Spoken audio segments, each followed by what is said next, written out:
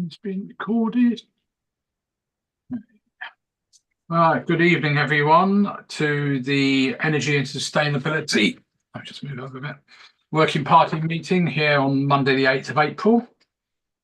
As usual, any decisions that we make here will have to be ratified by full council, I think. Yeah, full council or town clerk's got delegated powers. Right, moving quickly on to item 2, apologies for absence, please. Apologies from the operations manager, and also we might just want to record Councillor Mason's apologies. But if he turns up, he turns up. Yeah, fine, no problem. Thank you very much. Item 3, declarations of interest and requests for dispensation. Anybody? No, probably. Right, item 4, minutes of the previous meeting held on the 5th of February. Hopefully you all read them.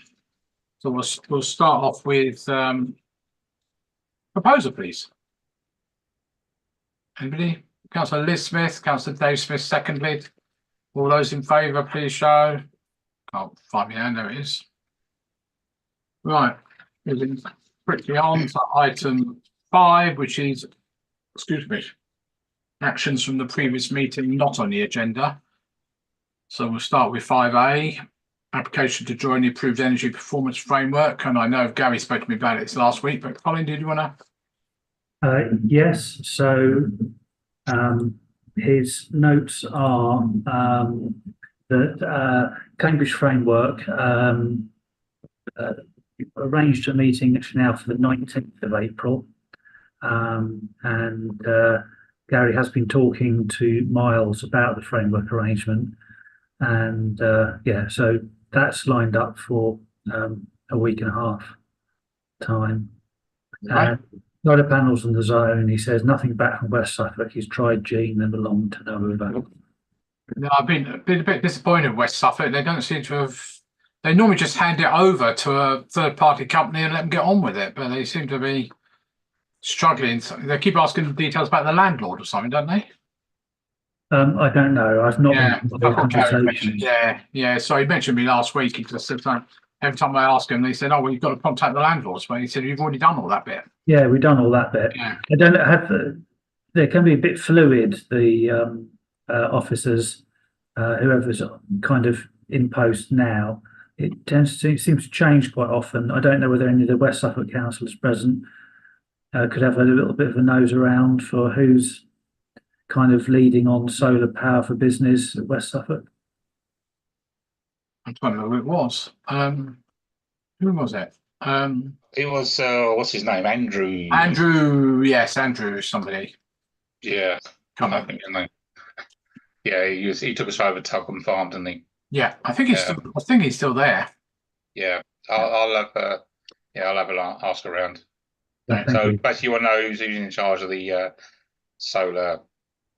Yeah, I should say they've gone a bit quiet on us about solar panels for the Clements Community Centre. At the end of the day, there could be noisier people cramming in on their agendas. So perhaps we just need to kind of get ours back on top of the pile again. Yeah, okay. Okay, great. Item B was down for me, and I have, well, there are 2 parts to B. One was the what was called the Go Wild Nature Reserve, which was done in about 2005, I think it was, because I found an old photograph I took, which was behind the old Haverhill offices in Manor Road. And Haverhill, they initially said, no, it's got nothing to do with us, which is fine. And then I happened to be on the walkabout on the estate up here, and the lady said to me, I will check again for you. And she did come back, and she came back to me again last week and said, no, we sold that land when we sold the building in Manor Road. Name? Is that where One Accounts is now? I know, but do they then sell it? They're building it then? Yeah, they own the land behind the building, and they sold the building. Yes. But the land's still there. Oh, the land's still there, but whoever bought the building, they think bought that land as well.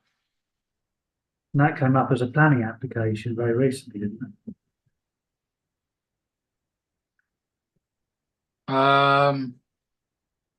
Manor Road. Thinking of the land behind the Suffolk. Oh no, not that land. No, I know where you mean. Where the pallet store is. Yeah. Yeah, no. This is further up. This is on the north side of the building, just below Ruffles Road. Right. At the top end there. So what have they done with it? Because the houses have all been built. No, on the other side of the road. No, on the east side of the road. Where the milk. Behind, yeah, further up than that, behind what is now One Accounts. Behind there, to the north of that, between that and Ruffles Road, as if you walk along the path there, as if you're going towards with the old landfill dump on the left-hand side, which Right. can't. I mean, it may be a case of I might have to do my land registry thing and see if I can find out who owns it. And the other part was the land to the west of this cemetery, which Suffolk Mind, I think, are using for allotments. I've asked Haverhill again twice now, but I have now spoken to this lady I went on the walkabout with. She's going to try and find out what's happening to that land. Just as an aside, while we're talking about that, on that walkabout, Haverhill announced that they were actively looking for allotment land in town. And I said, well, if you're doing that, make sure you don't try and do it by yourselves. Talk to West Suffolk, talk to the town council, because we're all trying to do the same thing. I don't know, what land they're talking about anyway. So that's 5 Bravo. 5 Charlie, meeting with tree wardens. Councillor Dave Smith, you got an action point there? Yeah, I had a little chat with Angela a few weeks back. Correct me if I got the wrong end of the stick, Angela, but I think you were saying that Puddlebrook wasn't really the ideal place for you. Is that correct? You'd rather concentrate on the area that was identified before. Is that right? Or any site could be considered. So Oh, no, right. I don't think I said that Puddlebrook. No, okay. So I thought you got that would need to be protected. That's all. That was probably what it was. As any trees would need to be protected. That's my main sort of point really about trees in public.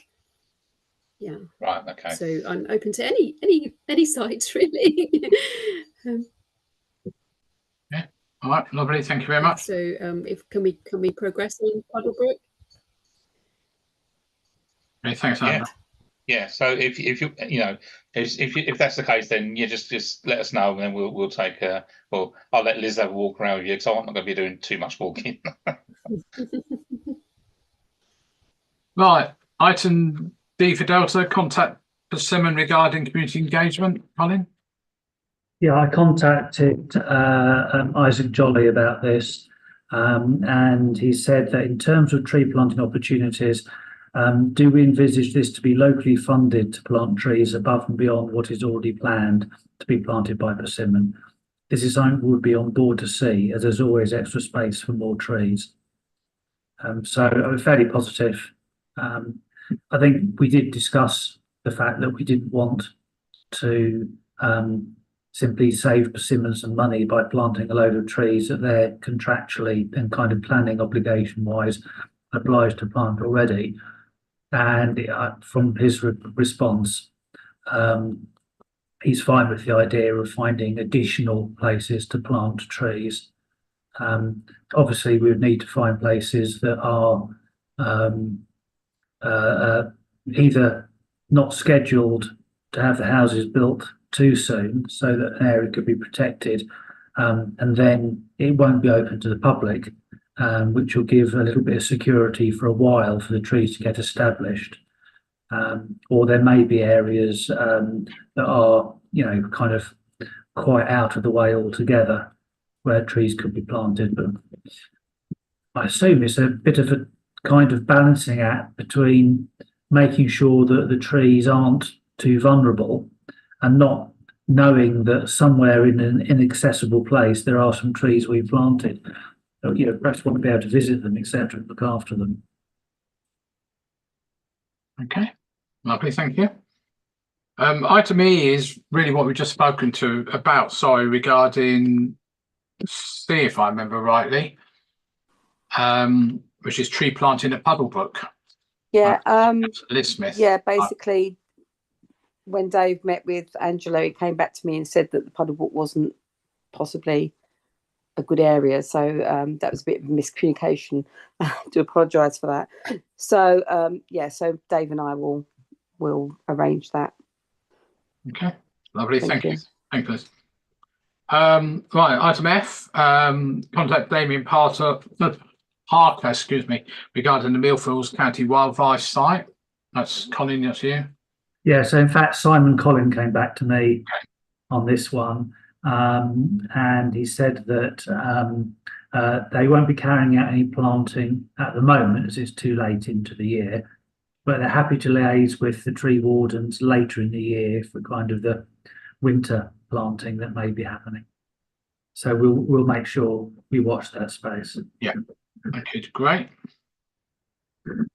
And fine, sorry, oh yes, item G, sorry, I've lost it here.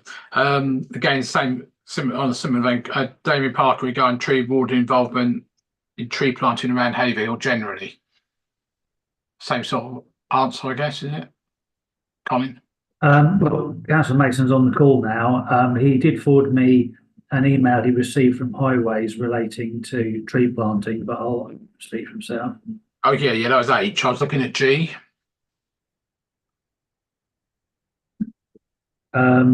Which was generally. Oh, sorry. Oh, yeah. Sorry. I apologise. I'm one ahead of you. No, I jumped as well. Sorry. No, we just did that one. That was Simon Collins. It's basically well, one was Millfields County Park, and next one was generally around Haverhill. Well, I haven't heard back from Damien Parker. No, I'm assuming Simon Collins about the next one.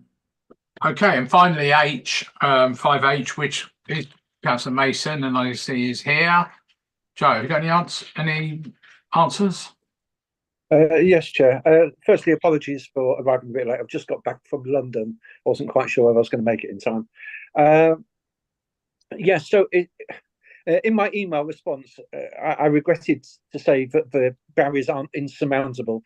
There are some. First and foremost, we need a map of where all the utilities are running along Chapel Drive, because to be honest, if the utilities are running underneath the trees, Highways are not going to want to put new trees in.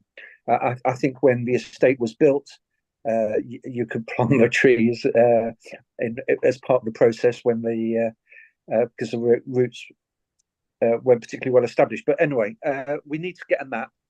The answer wasn't no. They were talking about the need for root guards and the fact that we'd need to make sure that we were choosing appropriate trees. But to be honest, before we even start those discussions about whether root guards were needed or what trees we would put in, we need to get a map from Highways. So I haven't done that yet, but I'm happy to request that unless, Colin, that is something that you want to request so that we can actually see whether it is actually possible along Chapel Drive. Usually I try and suck up to Highways officers to try and get a free undertaker's map. So it'd probably be far easier for a county councillor to get that map out of them than it is for me. Yeah, I didn't know whether you might have already had one, but yeah, I'll do that. Absolutely. Okay, that's fine. Okay, lovely. Thank you, Councillor Mason. Right, item 6, which is the public forum. Other than Angela being here, presumably nobody else is here. No. Was there anything you wanted to say, Angela, other than what we're going to be talking about anyway?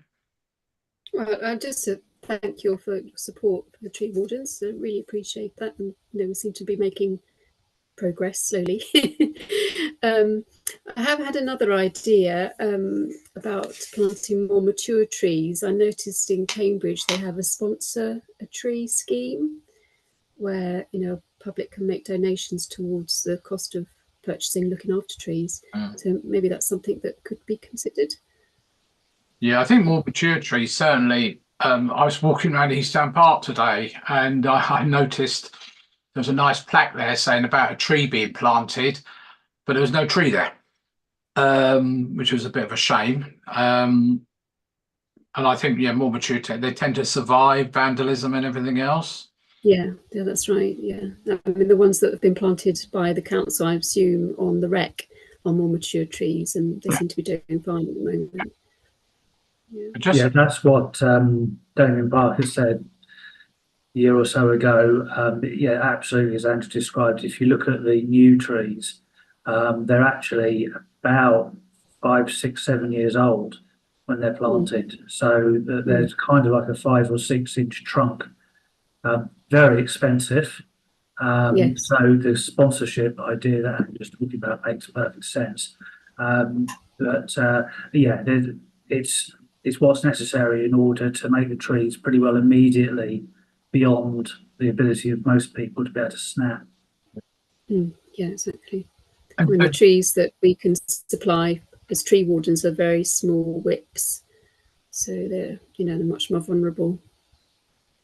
And just as an aside, Colin, for you, I noticed, I think it was Saturday when I walked past, there were people inside the community open space walking dogs and playing games.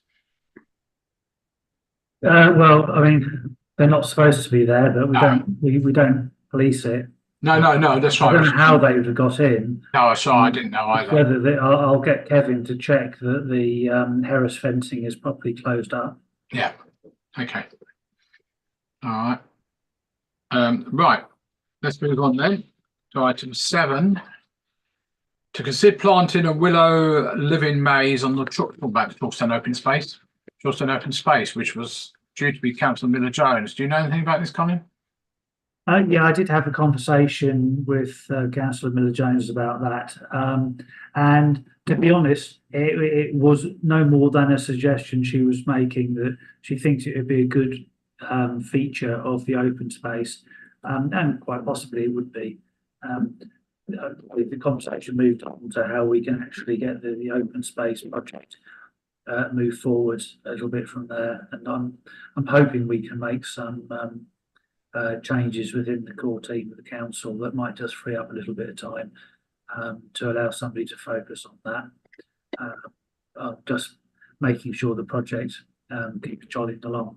Yeah. Okay. Thank you for that, Colin. Guess nobody else has, if anyone else has got any comments, please put your hand up or whatever. Let us know. Right. Item 8, sorry, Be Friendly Haverhill, to hear progress. Again, that might have been Laura, is that? No, that was, I had a conversation with Damien Parker about that last week, actually. He rang, and as it was so rare to talk to him, I thought I'd take the call. Yeah. And I did ask him about this, and there's some trees that are going to be cut through the summer, some dead trees basically that will need to be cut down. So it's kind of back on his radar that we're looking for that work to be done. So I'm hoping to see some progress on that.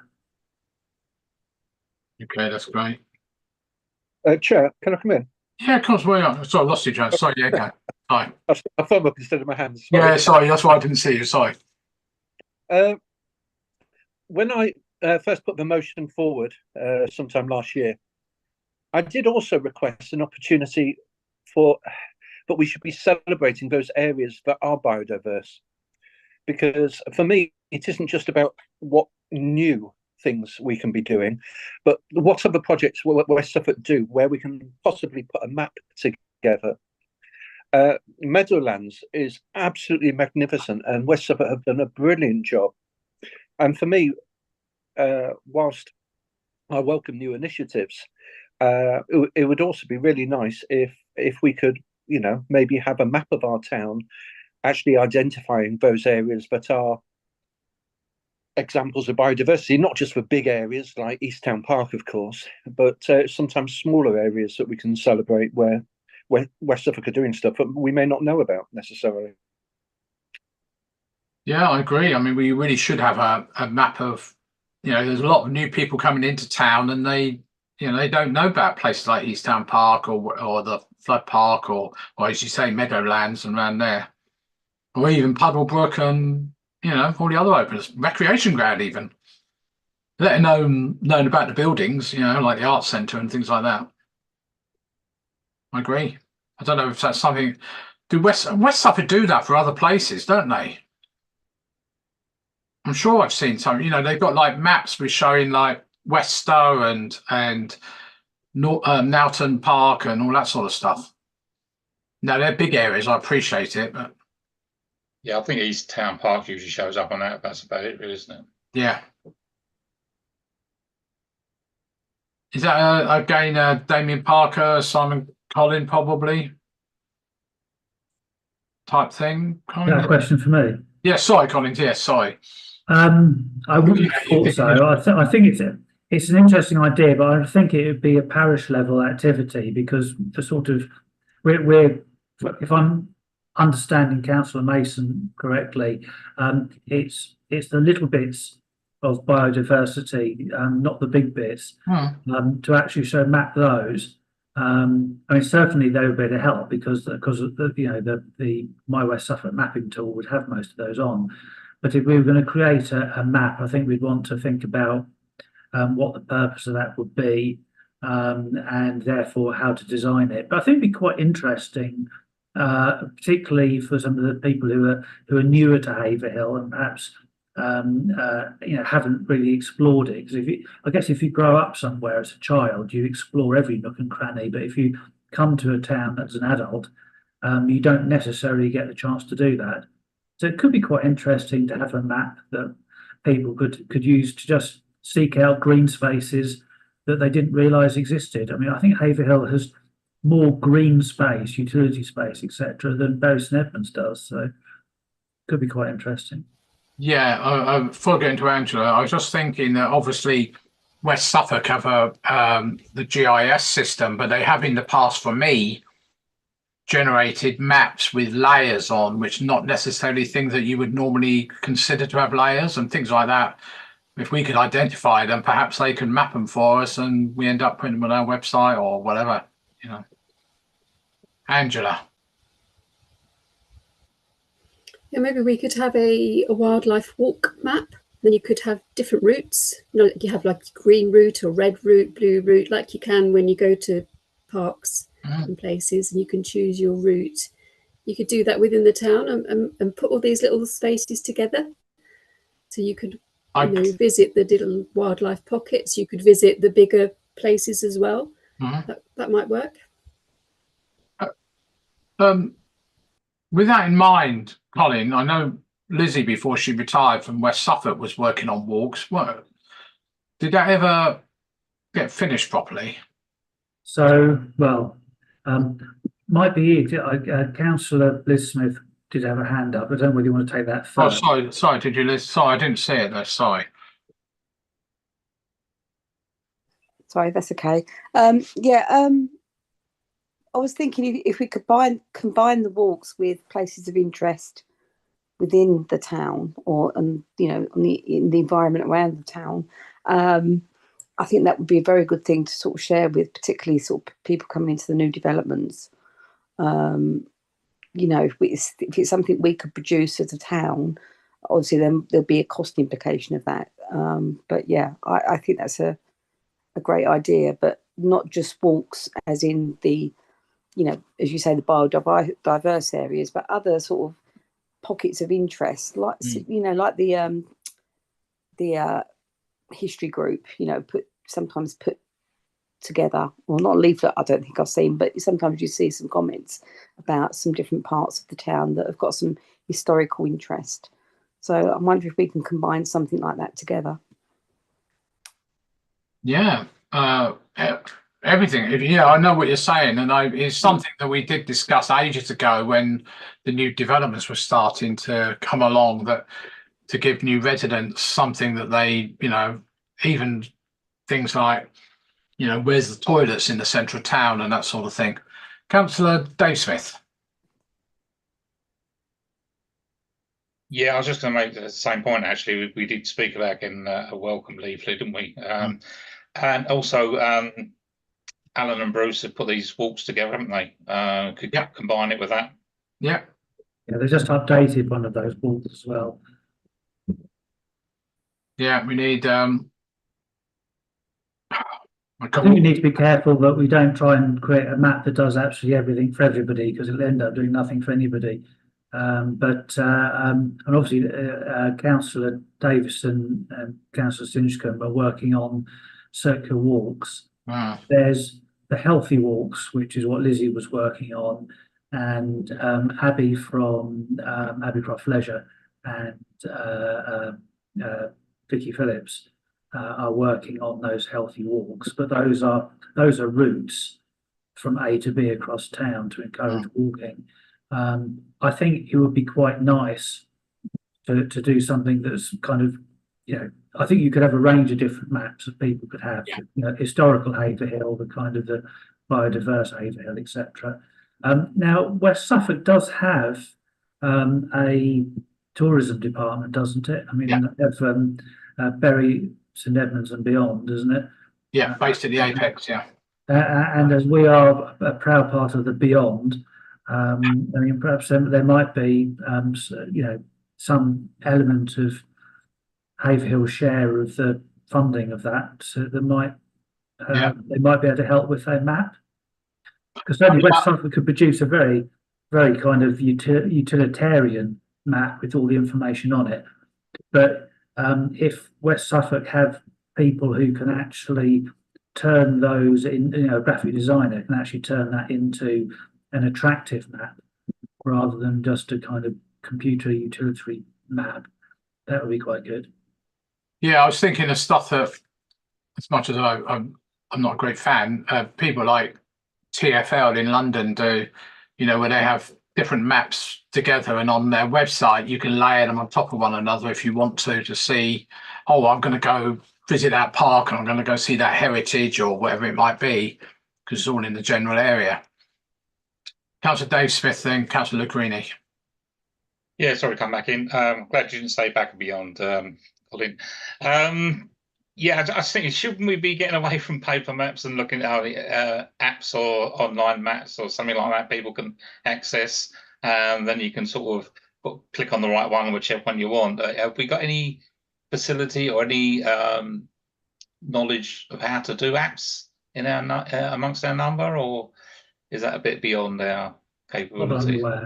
I'm not aware of anyone with those particular skills. Because I think being environment and sustainability, we want to sort of like try not to sort of use any more paper than we can help, really. Yeah, you get. I mean, I've been involved with not app development, but finding people who will do app development. It's a nightmare. Not least the cost of potentially paying Google and Apple. If you're going to do that sort of stuff, becomes quite expensive.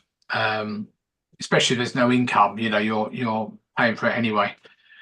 Well, potentially we might be able to get some funding from the Store Valley, but I mean, to be honest, I would create a PDF and put a PDF as a download on the website, and then people can download it. They can print it off if they want, or they can just have it on their phone. I regularly, done walks where it's taken a photograph of the map board and I follow the photograph. People can be more sustainable if they want to be. Yeah, and obviously you could do, if you wanted to, you could have PDF layers and things like that for different things. Councillor Lucchini. Yeah, I'll comment on the app first. If you're going to develop an app, the biggest problem is keeping it up to date. Technology moves on, phones have updates all the time. That's the costly bit of having an app. You'd have to keep employing a developer to update it every time there's a bug. The best thing is our website, or as Colin says, like a PDF that people can just download. We can do that in-house. And then the other thing I was going to comment on is the tourist board in Bury St Edmunds, that brand you mentioned, Colin, is owned by the Business Improvement District. Yeah, it's not Oh, part of West Suffolk Council. okay. I thought it was support. I thought I saw something on the page that said it was supported by West Suffolk. Yeah, I think they say it's supported by them, but the funding actually comes from the bid. And I know they say Bury St Edmunds and beyond, but there's very little mention of other towns really. It's all about Bury. Okay. Well, some ideas anyway. So, but I think we just generally agree that having something for our residents to be able to find, and visitors as well, be able to find things, which would be brilliant. Okay, should we move on to item 9, which is going back a little bit to what Councillor Mason mentioned, increasing biodiversity. And obviously we're talking about Swift boxes here, but lost you again. There you are, top left. Yes, so there was a project by Jane, was it the Suffolk Wildlife Trust or something like that? Yes, I think it is Suffolk Wildlife Trust, yes. Yeah, so it was a project in Clare for that was promoting people putting Swift boxes up to try and encourage more swifts, etc., house martins, to nest in the area. So we sent our chief spy along, as she's based in Clare, and so we've found out a little bit about it. Jane, do you just want to colour that in a little bit on what you heard?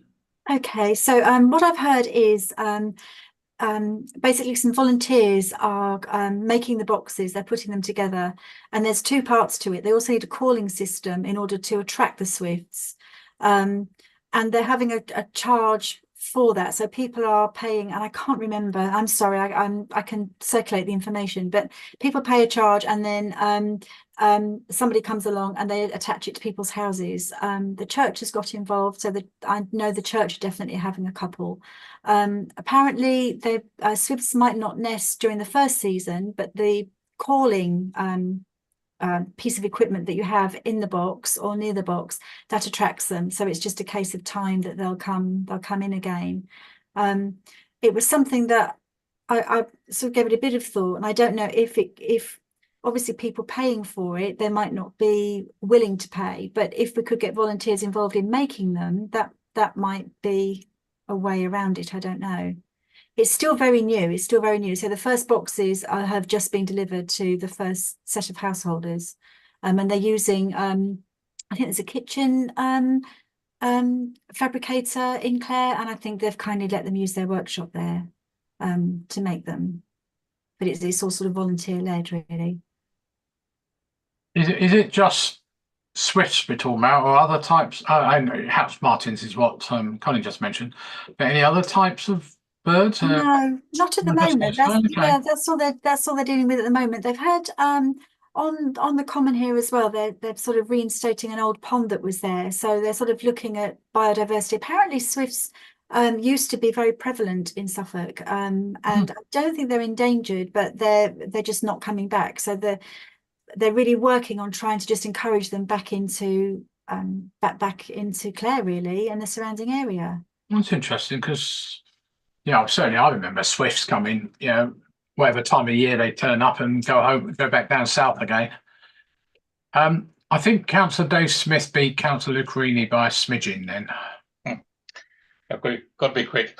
I was going to ask a question about swifts and how sort of like prevalent they are in this area, because you seem to see house martins more than swifts, and their nesting habits are completely different, aren't they? So whereas swifts sort of nest in a hole, house martins build a mud nest in the eaves. So I don't really see how you can encourage house martins as such.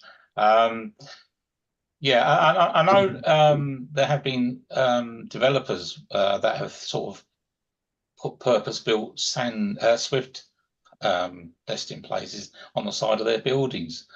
Is that something we should be looking to encourage? Well, we certainly do it for things like bats and stuff like that. Maybe we can talk to Persimmon and Redrow and say, how about doing this? Good idea. Councillor Lucchini, then Angela. I really like the idea. Sounds a good one. I just wonder if it's almost a project for someone like Sarah, kind of a build a workshop kind of activity day. Yeah, quite possibly could be. Sort of, you know, I'm kind of thinking East Town Park would be a good venue for something like that we could. I almost feel like East Town Park might have done something like this before. Yeah, I think they have. Yeah. Don't know about for Swifts, but certainly for something. Yeah. I'm just looking at the British Ornithological, the Bird Society. Come back in early May, says, although widespread across much of Britain and Ireland, the bird survey have documented a significant decline in their populations, possibly due to poor summer weather, decline in their insect food, and perhaps more relevant, continued loss of suitable nesting sites as we dig up the land to build houses. Angela. There's such a thing as Swift bricks. In fact, I've just looked it up as well. There's the Swift Conservation Society. You can get Swift bricks if you can persuade builders to put them at the top of the roof structure. That is another solution to encourage them. Well, they like holes in bricks or something. I think as you go through Fulbourne, as you come into Fulbourne on the right hand side, there's a development there. Oh, yeah. Must have gap or something. I'm sure they've got the holes in the side of the buildings there. I think I've seen them. Yeah. Oh, yeah, I see them. Yeah, they're a good idea, aren't they? They're really, looking at the original email, it was actually the Suffolk and Essex national landscape, so the Stour Valley project, which is quite handy. And there's somebody called Simon Hooton, Hooton, from Save Our Suffolk Swifts. So whether we could make contact with them and see what we could be getting up to. Yeah. I'm just looking at these this swiftconservation.org website. Yeah, lots of stuff available on the market, but you doesn't necessarily have to buy it. You can make it yourself, and I think that's a good idea. Anything to encourage any type of bird back to the country would be lovely. Councillor Liz Smith. Yeah, I think it's a brilliant idea, and I'm happy to contact somebody about that if you want me to make some inquiries. The one you just mentioned, Colin, the gentleman, perhaps if you can just send me his details or just remind me what the name of the society was, or whatever it was, Suffolk something or other. Save Our Swifts, Suffolk. Save Our Suffolk Swifts. Save Our Suffolk Swifts. The email. Yeah. So you might need to speak to Emma Black at the National Landscapes to get Simon's contact details. Okay. Yeah. If you could just send me an email with any information you've got, I'll pursue that, and then should have arrived by now. Yeah. Okay. That's great. Yeah. See where we can go with this, because I'm quite interested in that, in the birds. Love the birds. We've got house martins on it in our on our house, haven't we, Dave? So yeah. Okay, that's great. Thanks. Thank you, Liz. Appreciate that. Okay. Right. Item number 10 then. Items for next meeting. Other than obviously there's things we've discussed that the follow-up action anyway. Is there anything else that anyone wants to add, suggest? Anything like that? I think it's quite a lot of stuff to get on with. I don't want to add to the list too much, and let's get some other things done first. Yes, try and finish what we've started. Yeah, that's what I would agree. Andrew Oswald was that fellow who was trying to think his name. Andrew Oswald. Oswald, that's it. Yes, well done. Yeah.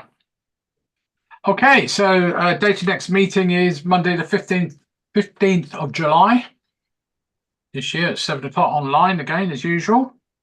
Unless anyone else has got anything else, I will declare the meeting closed.